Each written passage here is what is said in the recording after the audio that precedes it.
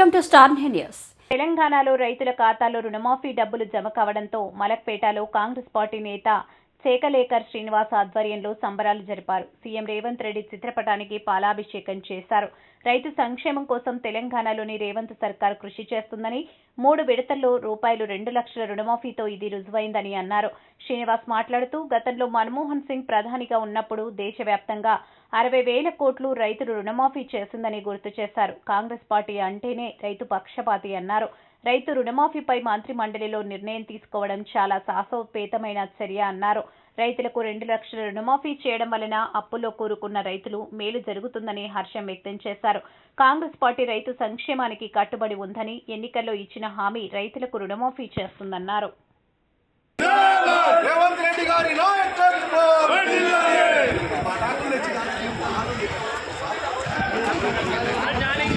Party Revanth Reddy గారి నాయకత్వం రేవంత్ రెడ్డి గారి నాయకత్వం కాంగ్రెస్ పార్టీ కాంగ్రెస్ పార్టీ రేవంత్ రెడ్డి గారి నాయకత్వం కాంగ్రెస్ పార్టీ రాహుల్ గాంధీ రేవంత్ రెడ్డి గారి నాయకత్వం రేవంత్ రెడ్డి గారి నాయకత్వం కాంగ్రెస్ పార్టీ కాంగ్రెస్ పార్టీ రాహుల్ గాంధీ గారి నాయకత్వం రాహుల్ గాంధీ గారి నాయకత్వం Congress party Congress party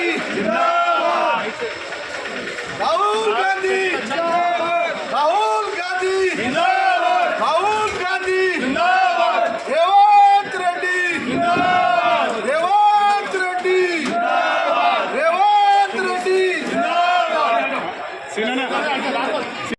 Congress party Revanth అన్న నాయకత్వం రేవంత్ అన్న నాయకత్వం రేవంత్ రెడ్డి రేవంత్ రెడ్డి రాహుల్ గాంధీ నాయకత్వం రాహుల్ గాంధీ గారి నాయకత్వం కాంగ్రెస్ పార్టీ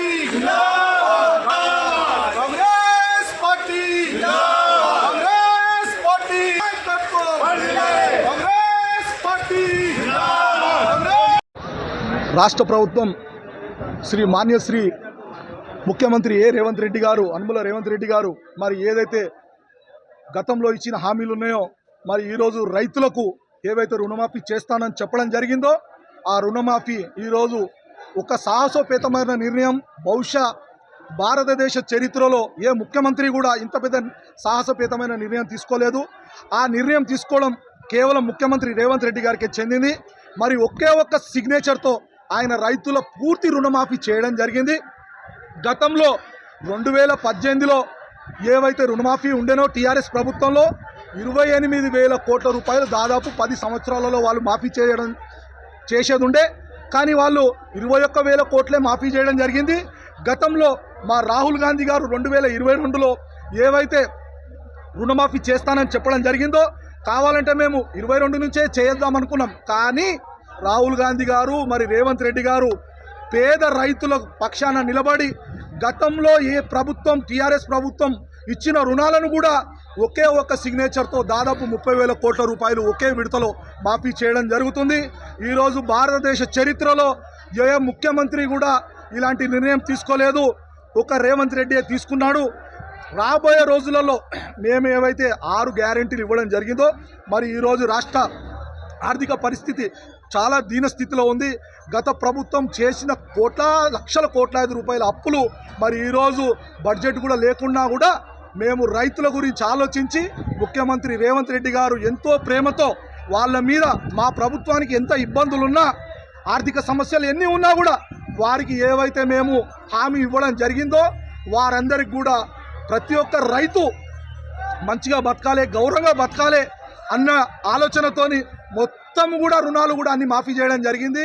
ఈరోజు మహిళలకు కూడా ఉచిత ప్రయాణము, పేదవారందరికీ కూడా 200 యూనిట్ల ఉచిత విద్యుత్తు, ఇవన్నీ కూడా ప్రపంచ చరిత్రలో ఈరోజు రాష్ట్రంలో రేవంత్ రెడ్డి గారు ఎన్ని అభివృద్ధి పథకాలు, ఎన్ని సంక్షేమ పథకాలు రాష్ట్ర చరిత్రలో ఎక్కడ కూడా లేవు. తప్పకుండా మేమందరం కూడా కాంగ్రెస్ ప్రభుత్వం ఏదైతే ఉన్నదో ప్రజలకు ఏవైతే హామీలు ఇవ్వడం జరిగిందో అవన్నీ కూడా పూర్తిగా నెరవేర్చడం జరుగుతుంది. ప్రజలు మా మీద నమ్మకం పెట్టుకొని మమ్మల్ని ఓట్లేసి గెలిపించి ఈరోజు అధికారాన్ని ఇచ్చారు.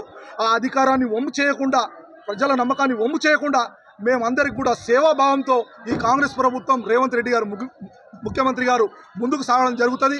మరి మేమందరం కూడా ఈరోజు రైతులు దగ్గర నుంచి తీసుకున్న, మహిళల దగ్గర నుంచి తీసుకున్న పెద్ద ఎత్తున స్వచ్ఛందంగా వాళ్ళే వచ్చి సంబరాలలో ఈరోజు మేము హైదరాబాద్ మార్కెట్ కమిటీలో పెద్ద ఎత్తున సంబరాలు జరుపుకున్నాము. ఇక్కడ ఉన్న రైతులు, రాష్ట్రం నుంచి నలుమూలల నుంచి వచ్చిన రైతులందరూ కూడా, మరి మహిళా సోదరిమణులు అందరూ కూడా ఇక్కడికి రావడం జరిగింది. మరి మిఠాయిలు పంచుకొని మేము పాలాభిషేకం చేసి, మరి క్రాకర్స్ కూడా కాల్చి ఇది ఒక పెద్ద పండుగలాగా మేము ఈరోజు రాష్ట్ర చరిత్రలో ఇది ఒక పెద్ద పండుగలాగా ఉండాలని చెప్పి చాలా పెద్ద ఎత్తున ఈరోజు ఈ ప్రోగ్రాం నిర్వహించడం జరిగింది. కాబట్టి మరి ఒక్కసారి